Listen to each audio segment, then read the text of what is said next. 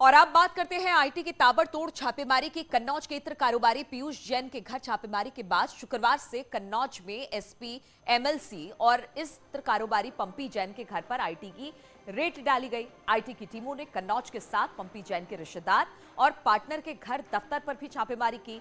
इतना ही नहीं, पंपी के मुंबई दफ्तर और घर पर छापेमारी की, जहां पर उनके बैंक खातों की जानकारी ली गई। दिल्ली, सूरत, लखनऊ, नोएडा, अंबेडकर नगर में आईटी ने इत्र और गुटखा कारोबारियों के घर पर रेड डाली। जो भी वहां से अहम दस्तावेज बरामद किए गए हैं उनको अपने साथ लिया। उनको आईटी की टीम अपने साथ लेकर गई है। कन्नौज में भी पंपी के घर पर छापेमारी जारी है।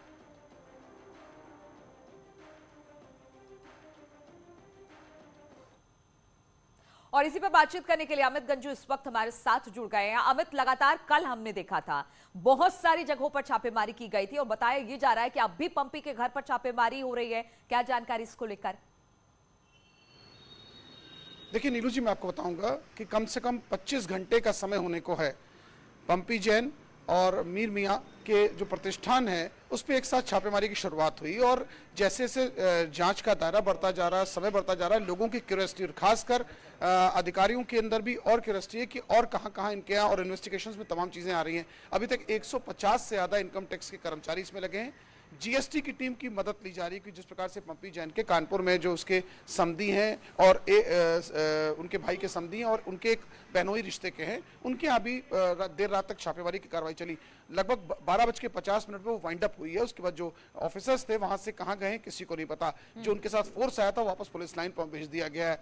जिस प्रकार से हमारी सूत्रों ने बताया कि आज फिर 9 बजे के बाद से उन्हें बुलाया गया है, लेकिन पुलिस लाइन को ये रिजर्व करके कराया कि कानपुर में फिर कहीं छापेमारी जाना है, क्योंकि ये सब चीजें डिस्क्लोज नहीं होती। लेकिन सुबह 9 बजे का टाइम रिजर्व रखा गया था, जिसमें एक उप निरीक्षक और 8 कांस्टेबल्स के लिए कहा गया है और एक वाहन सरकारी। ये बताइए, कल से लेकर आज तक कई जगहों पर छापेमारी हुई और अब आप जिस तरह से बता रहे हैं कि आज भी हो सकता है 9 बजे के बाद कई जगहों पर छापेमारी हो, अब तक क्या कुछ यहां से मिला है, कुछ जानकारी मिल पाई है?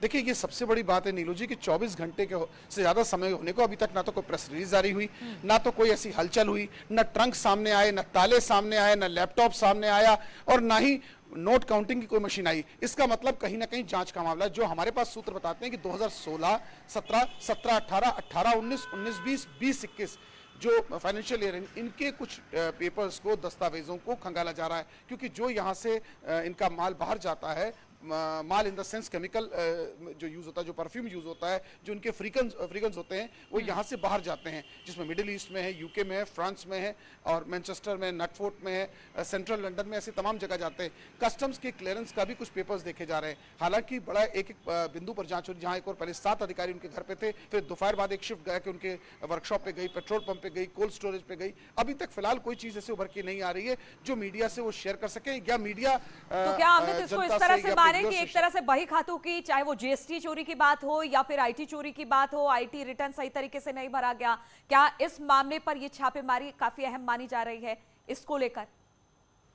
बिल्कुल सही कहा नीलू जी आपने। यही एक अभी तक का एग्जाम्प्ट किया जा रहा है या प्रिडिक्ट किया जा रहा है या अनुमान लगाया जा रहा है कि टैक्स का कोई ऐसा जो टैक्स जमा किया जाता है, क्योंकि ये 10-15 लाख 20 लाख का टैक्सेशन जमा करने वाले लोग नहीं, क्योंकि इनका टर्नओवर ही बहुत बड़ा है और पिछले 35 से 40 साल से ये खुद कर रहे हैं। इनके फादर भी इसी काम में थे और जिस जैन मोहल्ले में, उस जैन में क्योंकि पीयूष के यहाँ छापेमारी हुई, यहाँ करोड़ों पे निकला, तो इनकम टैक्स के अधिकारी कोई कोर कसर नहीं छोड़ना चाहते हैं ताकि नेक्स्ट रिवीजन में कोई इनको रिलैक्सेशन मिल जाए। इसीलिए एक साथ तमाम जगह ताबड़तोड़ छापेमारी, चाहे कैनाल रोड की बात करें, आनंदपुर की बात करें, स्वरूप नगर की बात करें, कन्नौज के 4 ठिकानों की बात करें, पेट्रोल पंप की बात करें, कोल्ड स्टोरेज की बात करें, या उनके गोडाउन की बात करें, या मुंबई के उनके फ्लैट की बात करें, या इसके अलावा जहां उनके रिलेटिव्स हैं नोएडा में, उनकी बात करें, अभी तक सिर्फ पूछताछ चल रही है। ना तो नोएडा से, ना लखनऊ से, ना कानपुर से, ना ही कन्नौज से अभी तक कोई फीडबैक आया, ना तो प्रेस रिलीज आई। अब देखना ही होगा जैसे दिन दिन चढ़ता जाएगा या इन्वेस्टिगेशन का टाइम एक्सटेंड होता जाएगा। ठीक है लोकेश, बिल्कुल लोकेश भी हमारे साथ कन्नौज से जुड़े हुए हैं। लोकेश, वहां पर क्या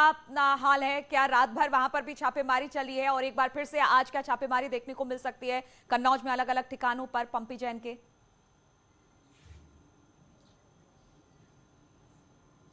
देखिए, आपको बता दूं नीलू, ये जो मैं खड़ा हूँ इस समय पंपी जैन के घर के बाहर, और कल जो आपको दिखाते हैं यहाँ, कल जो हलचल थी, आज देखिए आप बिल्कुल सन्नाटा पसरा हुआ। कल यहाँ पर तमाम पुलिस के जवान बैठे हुए थे और अंदर से आना जाना था। अभी कुछ समय पहले पंपी जैन घर के बाहर निकले थे और मुस्कुराते हुए अंदर चले गए। हालांकि उन्होंने मीडिया से कोई बात नहीं की, और जिस तरीके का ये सन्नाटा है वो बता रहा है कि कहीं ना कहीं इस मामले में कुछ बड़ा होता नहीं दिखाई दे रहा है। जिस तरीके से पीयूष जैन का मामला था, आप बराबर देख रही थी, कहीं कटर जा रहा था, कहीं हथौड़ा जा रहा था, कहीं चाबी तिजोरी काटने के लिए मशीनें जा रही थी, लेकिन यहाँ ऐसा कुछ नहीं हो रहा है। 24 घंटे से ज्यादा हो गया है। सिर्फ अफसर आए और अफसरों की 2-3 टीमें आई, जो आई और गई यही करती रही। इसके अलावा यहाँ 4 जो ठिकाने हैं इनके, वहां उन प्रतिष्ठानों पर भी कन्नौज में गई।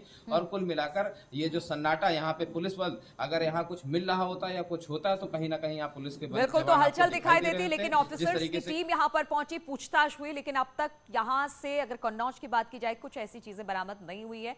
अब देखना होगा आज दिन चढ़ने के साथ और कहां-कहां छापेमारी होती है और क्या कुछ छापेमारी में निकल पाता है, ये देखने वाली बात होगी। दोनों का बहुत बहुत शुक्रिया आपका हमारे साथ जुड़ने के लिए। रुकेंगे छोटे से ब्रेक के लिए।